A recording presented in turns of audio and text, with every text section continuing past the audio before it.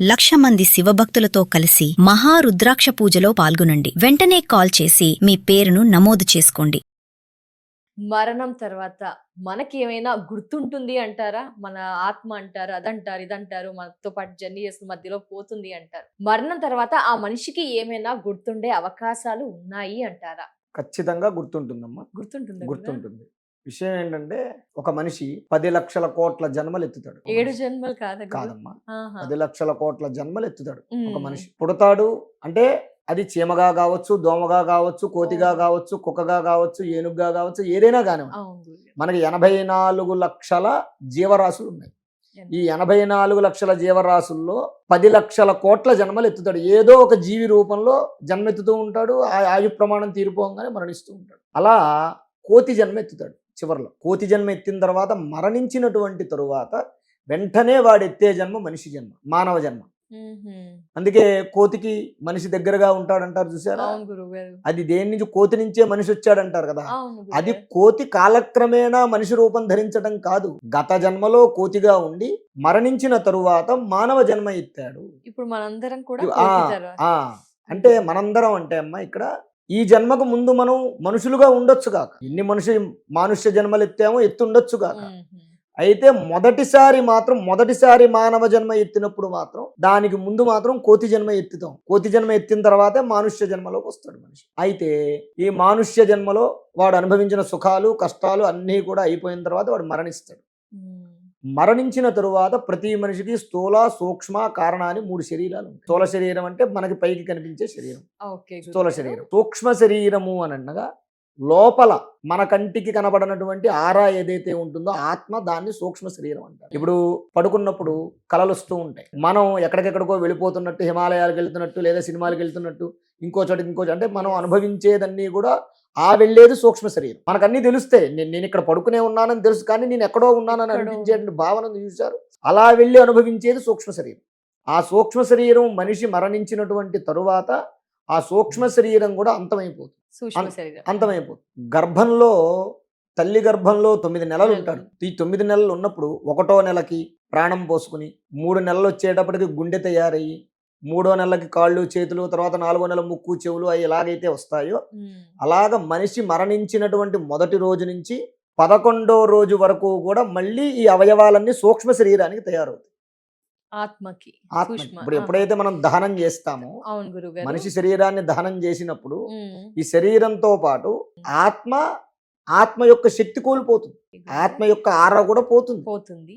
ఎప్పుడైతే దహనం చేసిన తర్వాత రోజు నుంచి 11వ రోజు పెద్ద కర్మ చేస్తా అని చూశారు. అవును గురు. ఈ 9 రోజుల్లోనూ కూడా ఈ శరీరం, సూక్ష్మ శరీరం మళ్ళీ ఆరా తయారవుతుంది అనమాట. కాళ్ళు ముక్కు చెవులు ఈ 9 నెలల్లో మనం డాక్టర్లు చూపిస్తూ ఉంటాం, మనం యూట్యూబ్లో వాటిలో వీడియోలు చూస్తూ ఉంటాం. Yes, గురు. గర్భణంలో 9వ ఒక 9వ నెల 7వ నెల ఇలా ఇలా తయారవుతుంది. ఇలా అలాగా గుండె కొట్టుకోవడం. సూక్ష్మ శరీరం తయారవుతుంది. 9 రోజుల్లో 9 తయారవుతుంది. రోజుల్లో. హుహు. 11వ రోజు వస్తుంది. పెద్ద కర్మ చేస్తారు. ఈ కర్మ చేసేటప్పుడు వీడు ఏం చేస్తాడయ్యా అంటే బయట గుమ్మం దగ్గర కూర్చుని ఉంటాడు. అవునండి. ఈ మధ్య రాజేంద్ర ప్రసాద్ గారి సినిమా ఒకటి వచ్చింది. వస్తే లోపల కార్యక్రమం అవుతూ ఉంటుంది. ఆయన చనిపోతాడు. హ్మ్. లోపల కార్యక్రమం అవుతుంది. బయట 2 కుర్చీలు వేసుకుని కాళ్ళ మీద కాలేసి కూర్చుని ఉంటాడు. హ్మ్. వచ్చిన వాళ్ళందరూ వెళుతూ ఉంటారు, ఈయన చూస్తూ ఉంటాడు. Yes, గురుగారు. ఆ? హ్మ్. వెన్నెల కిషోర్ వచ్చి చూసి కాలు దాటి వెళ్తాడు. హ్మ్. అంటే ఈయన చనిపోయిన వాడే, కానీ అంటే కొంతమందికి ఆత్మలు కనపడతాయి. అలాగా ఈ శరీరం, ఈ సూక్ష్మ శరీరం ఏం చేస్తారు, బయట గేటు దగ్గర నుంచి ఉంటుంది. వచ్చేటటువంటి వాళ్ళు అంటే ఈ పెద్ద కర్మకు వచ్చి భోజనానికి వచ్చి చేసి వెళ్ళే వాళ్ళు ఎవరైతే ఉంటారో హ్మ్. వాళ్ళు నా మీద ప్రేమతో వచ్చారా, లేదా నా మీద కోపంతో వచ్చారా, హ్మ్. అంతేకాకుండా నా కొడుకులు, నా పుత్రులు ఎవరైతే ఉన్నారో కర్మకాండాలు చేసేటప్పుడు భక్తితో చేశారా, నాన్నగారన్న గౌరవంతో చేశారా, లేదా సత్యాడరా బాబు పీడపోయిందని చేశారా, ఖర్చు ఎక్కువ అవుతుందా నా ఆలోచిస్తున్నారా? నా భార్య, నా బిడ్డలు, నా కోడళ్ళు, నా కూతుర్లు వీళ్ళందరూ నా మీద ప్రేమతో ఉన్నారా Yes. లేదా అనేటటువంటి విషయాన్ని 11వ రోజు పెద్ద కర్మ రోజు ఆయన అక్కడి నుంచి తెలుసుకుంటాడు. ఎందుకంటే ఆ రోజు వాళ్ళ మనస్సుల్లో భావన బయటకు వస్తుంది. ఆ రోజు బయటకు ఆ రోజు అంటే వాళ్ళ మనసులో పడేటటువంటి ఆ ఫీలింగ్ని ఆత్మ అర్థం చేసుకుంటుంది. తర్వాత ఆ రోజు రాత్రంతా అయిపోయి భోజనాలు పెట్టి అందరూ వెళ్ళిపోయిన తర్వాత యమదూతలు వస్తారు. 2 యమదూతలు వచ్చి ఈ ఆత్మని తీసుకుని వెళ్తారు. ఈ సూక్ష్మ శరీరం యొక్క ఆత్మని తీసుకుని వెళ్తారు. వెళ్ళిన తర్వాత ఇప్పుడు మనం ఒక ఊరు వెళ్ళడానికి ఎలాగైతే మధ్యలో స్టేజీలు ఉంటాయో అలాగ నరకానికి వెళ్ళాలి అని అంటే 12 స్టేజీలు ఉంటాయి. ఈ 12 స్టేజ్లు దాటి వైతరణి నది అని ఉంటుంది, ఆఖరి స్టేజ్ అనమాట. ఈ వైతరణి నది దగ్గరికి వెళ్ళేసరికి 12 నెలలు పూర్తవుతాయి. ఆత్మ వెళ్ళడానికి ఒక ఆత్మ నరకానికి వెళ్ళాలి అంటే ఇంత ప్రయాణం 12 నెలల ప్రయాణం చేయాలి. ఈ 12 నెలల ప్రయాణంలోనే సంవత్సర సూతకం అని చెప్పి ఏటి సూతకం అంటారు. కర్మ చేసినటువంటి వాళ్ళ కొడుకులు ఆ ఏటి సూతకాన్ని పాటిస్తారు. ప్రతి నెల పిండ ప్రదానం చేయడం మాసికం అని చేస్తారు. ఇది ఎందుకు చేయడం, వాళ్ళు వెళ్ళిన ప్రతి ఊర్లోనూ స్టేజీలో ఆగుతారు. నెలకొక ఊరికి దాటుతూ ఉంటారనమాట. వాళ్ళు 12 నెలల ఏడు వెళ్తారు, ప్రతి స్టేజీలోనూ ఆగుతారు. ఆగినప్పుడు ప్రతి నెల అయితే పిండం పెట్టడం, వాడికి పిండం పెట్టే ఆచారం లేదనుకోండి, ఏం చేస్తారంటే బియ్యం స్వయం పాకం అన్ని తీసుకెళ్లి గుళ్ళో అయ్యగారికో లేకపోతే ఆవుకో పెడతారు. అలా పెట్టింది వీళ్ళు ఏం చేస్తారు, యమదూతలు ఏం చేస్తారా అంటే ఇదిగో నీ కొడుకు చక్కగా ఇగో నాన్న పిండం పెట్టాడు, నీకు పట్టుకొచ్చాడు, ఇదిగో తినని చెప్పి ఇస్తారు. అది ప్రసాదంగా భోజనంగా వాళ్ళు తింటారనమాట. ఒకవేళ కొడుకులు మాసికం చేయలేదు, పిండం పెట్టలేదు, లేదు స్వయం పాకం కానీ బియ్యం కానీ ఎవరికి ఇవ్వలేదు, ఒరే బాబు నీ కొడుకు ఏమీ చేయలేదు కాబట్టి నీకు ఈరోజు భోజనం లేదు, ఈ నెల నీకు ఈ రోజు నీకు భోజనం లేదు అని వాళ్ళకి పెట్టడం మానేస్తారు. అలా 12 నెలల్లోనూ 12 ఊర్లు దాటుకుని ఆఖరికి 12వ నెల చివరిలో వైతరణి నది దగ్గరికి వెళ్తారు. ఈ కర్మలు చేసినప్పుడు, చనిపోయినప్పుడు కర్మలు చేసినప్పుడు కానీ, సంవత్సరం అయిన తర్వాత చేసే సంవత్సరికంలో కానీ, లేదా ఎవరైతే ఈ చనిపోయిన వ్యక్తి ఉన్నాడో ఈ వ్యక్తి కానీ బ్రతికున్నప్పుడు కానీ ప్రత్యక్ష గోదానం గనక చేసి ఉంటే ఆ వైతరణి నది దాటడానికి ఇతని కోసం ఒక బోట్ వచ్చి ఆగు ఉంటుంది, ఒక పడవ వచ్చి ఆగు ఉంటుంది. ఒకవేళ వీడు చేయలేదు, వాడు కొడుకులు ఎందుకులే, డబ్బు ఖర్చు ఎందుకులే, మళ్ళీ దానికి ఒక ఆవు కొనాలంటే ఓ 25,000 అవుద్ది, మళ్ళీ దానికి డబ్బు ఎందుకు, ఇది చేయడమే ఎక్కువ అని చెప్పి కొంతమంది ఏం చేస్తారంటే కొంతమంది వెండి ఆవు తీసుకొచ్చి దానం చేసేస్తారు. కానీ అది చాలా తప్పు. గోదానమే చేయాలి, ఖచ్చితంగా గోదానం చేయాల్సిందే, ఖచ్చితంగా గోదానం చేయాల్సిందే. ఆ గోదానం చేయడం వల్ల వీళ్ళకు ఒక పడవ వచ్చి ఆగుతుంది. ఆ పడవ ఎక్కేసి చక్కగా ఈ యమదూతలు ఏం చేస్తారు, గోదానం చేసిన ఫలితం ఉంది కాబట్టి పడవ ఎక్కి తీసుకుని వెళ్ళిపోతారు. ఒకవేళ గోదానం చేయలేదు, ఈ చెయ్యలేనటువంటి కారణం చేత ఏంటయ్యా అంటే ఆ వైతరణి నది ఎలా ఉంటుంది, చీము నెత్తురుతో కలిసి ఉంటుంది. దాంట్లో పాములు, జర్రులు, తొండలు, విషపూరితమైనటువంటి ప్రాణులన్నీ దాంట్లో ఉంటాయి, మొసళ్ళన్నీ ఉంటాయి. వీడి మెడకి ఓ తాడు కట్టి ఆ పడవకి కుక్కానికి కట్టి వాడిని ఆ నీళ్ళలో పడేస్తారు, ఆ నదిలో పడేస్తారు. పడేసి ఎవరైతే యమదూతలు వాళ్ళు చక్కగా పడవెక్కి వాళ్ళు వెళుతూ ఉంటారో ఈ నదిలో ఈయన ఈదుకుంటూ ఆ నీళ్ళల్లో వెళుతూ ఉంటాడు. ఆ చీము నెత్తురు దాంట్లో వెళుతూ ఉంటాడు.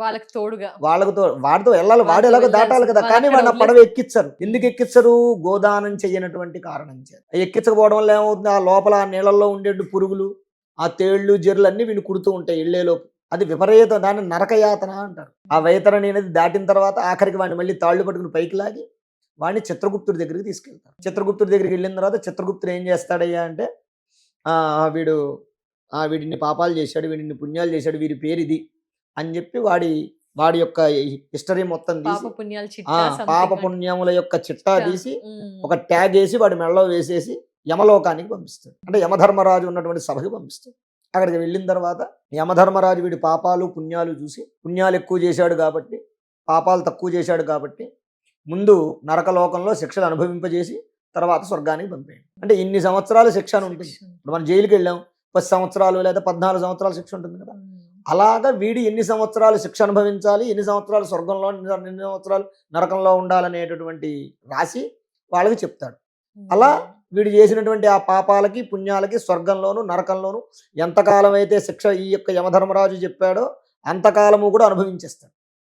అనుభవించిన తర్వాత మళ్ళీ ఆ శిక్షాకాలం పూర్తయిపోయిన తర్వాత మళ్ళీ వాడు ఇంకో జన్మెత్తాలి కదా, బ్రహ్మలోకానికి వెళ్ళిపోతాడు. బ్రహ్మలోకానికి తీసుకెళ్ళిన తర్వాత లైన్లో నుంచుంటాడు. బ్రహ్మదేవుడు ఏం చేస్తాడయ్యా అంటే నువ్వు ఈ పాపం చేసావు కదా గతంలో, కాబట్టి నువ్వు ఎలగ్గా పుట్టు, లేదా నువ్వు పందిగా పుట్టు, నువ్వు పలానా జంతువుగా పుట్టు. మనిషి జన్మ అంటే వాడు చేసినటువంటి పుణ్య పాపముల యొక్క కర్మ ఎలాగైతే ఉంటుందో ఆ కర్మ ప్రభావంగా వాడు మళ్ళీ ఆ జన్మ ఎత్తాల్సినటువంటి పరిస్థితి ఉంటుంది. అలా వాడిని ఏం చేస్తాడయ్యా అంటే ఒకవేళ మనిషిగా పుట్టాలి. ఒకసారి మానవ జన్మ ఎత్తిన తర్వాత మళ్ళీ ఇంకొక జన్మ అనేది ఉండదన్నమాట. అంటే ఇంక వేరే జన్మ ఉండదు. కానీ మరీ పాపం చేసి మరీ వాడు ఎలాగయ్యా అంటే ఎదుటివాడు సొమ్ము బాగా ఇప్పుడు మోసం చేసి నాకు అవసరం అండి అని చెప్పి 10 లక్షలు 15 లక్షలు సాయం చేస్తే వాడిని మోసం చేసి అవతల వాడు నాశనం అయిపోతున్నా సరే వీడు ఆనందంగా హ్యాపీగా ఉండి వాడి సహాయం చేసిన వాడిని ఆదుకోవాలి. ఆదుకోకుండా వీడు అలాగే ఉండి వాడి యొక్క నాశనం వీడు కోరాడనుకో వాడు పందిలా పుడతాడు. పందిలా పుట్టి పెంట తినేటటువంటి జన్మ పంది జన్మ, కాబట్టి పంది జన్మ ఎత్తుతాడు. అలా లైన్లోకి వెళ్తాడు. బ్రహ్మదేవుడు చూసి రాసేసి ఒరే నాయన మళ్ళీ నువ్వు పలానా జన్మెత్తని చెప్పి రాసేసి వాడి నుదుటి మీద రాస్తాడు. నువ్వు ఇన్ని కష్టాలు పడు, ఈ జన్మలో ఇది చేసావు కాబట్టి పోయిన జన్మలో ఇన్ని కష్టాలు పడు, ఇన్ని సుఖాలు పడు, ఈ టైంకి నీకు ఇదవుతుంది, ఈ టైంకి నీకు ఇదవుతుంది అని చెప్పి రాసేసి వాడికి అప్పచెప్పేసి వాడిని ఏం చేస్తాడట, నీటి బిందువు రూపంలో మార్చేసేసి భూమి మీద వదిలేస్తాడు. ఆ నీటి బిందువు ఏమవుతుంది, మేఘావృతం అయిపోతుంది. మేఘావృతం అయిపోయి ఆ నీరంతా కూడా పొలాల్లోనూ పంటల్లోనూ పొలాల్లోనూ పడతాయి కదా, అక్కడ మన చేలల్లోనూ కొండల మీద పడతాయి. ఆ నీళ్ళన్నీ కూడా చేలల్లోకి పొలాల్లోకి వస్తాయి. ఇలా పడినటువంటి నీటి బిందువులు, చేలల్లోనూ వాటిల్లోనూ పడినటువంటి నీటి బిందువులు పప్పులు బియ్యము వీటన్నిటి మీద ఆ మొక్కలో పట్టి వీడేదైతే ఈ నీటి బిందువు శక్తి ఉంటుంది కదా, వీడి జన్మ ఆత్మ ఆ పప్పులోకి వెళ్తుంది లేదా ఆ బియ్యంలోకి వెళ్తుంది. ఆ బియ్యం కానీ ఆ పప్పు కానీ పురుషులు తింటారు. తిని ఏమవుతుంది, ఆ తిన్న తర్వాత వాడికి వీర్యవృద్ధి కలుగుతుంది. స్ఖలనం రూపంలో పురుషుడి యొక్క వీర్యం రూపంలోకి వాడు మారిపోతాడు. తర్వాత ఈ పురుషుడికి వివాహమైన తర్వాత దంపతుల యొక్క కలయిక వల్ల ఈ సంభోగం వల్ల ఈ వీర్యం ద్వారా ఆ స్త్రీకి మళ్ళీ వీడు మనిషిగా పుడతాడు. ఓహో, మళ్ళీ మధ్యలో ఒక జర్నీ ఉంటుంది.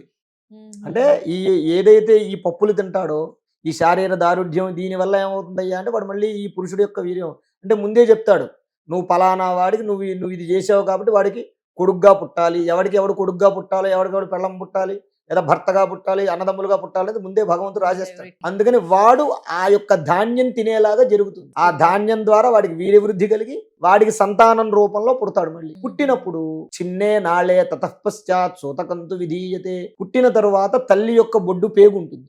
ఆ పేగు కట్ చెయ్యనంత వరకు కూడా వారికి గత జన్మంతా స్మృతిస్తుంది. తల్లి గర్భంలో 9 నెలలు ఉంటాడు. ఉన్నటువంటి 9 నెలల్లో కూడా వాడు గత జన్మలో చేసినటువంటి పాపాలు పుణ్యాలు అన్నీ వాడికి రిమైండ్ అవుతూ ఉంటాయి. నేను ఇలా చేశాను, ఇలా అంటే బిడ్డ కొద్దిగా ఇటు తిరుగుతున్నట్టు తెలుస్తూ ఉంటుంది. ఆ పాప పుణ్యముల యొక్క ఆ కష్టముల యొక్క ఆ సుఖముల యొక్క అనుభవం అంతా కూడా వాడు నెమరేసుకుంటూ ఉంటాడు.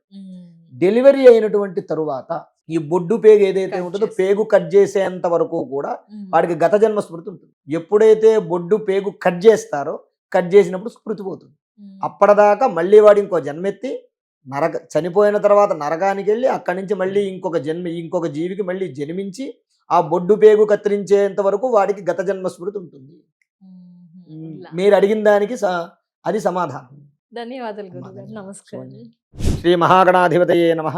ఆరోగ్యము, ఐశ్వర్యము, ఆనందము, ఆర్థిక లాభం ఇవన్నీ కలగాలంటే ఆగస్టు 11వ తారీఖు మంగళవారం రోజున మేము నిర్వహించేటటువంటి 1,00,000 రుద్రాక్షల పూజలో పాల్గొనండి. పరమేశ్వరుడి యొక్క అనుగ్రహం వల్ల సర్వ విధములైనటువంటి కష్టాలు నివారణమై ఐశ్వర్యాలు కలుగుతాయి. 1,00,000 రుద్రాక్ష పూజలో పాల్గొనేటటువంటి వారు స్క్రీన్ మీద స్క్రోల్ అవుతున్నటువంటి నంబర్లకు కాల్ చేసి రిజిస్ట్రేషన్ చేసుకోగలరు.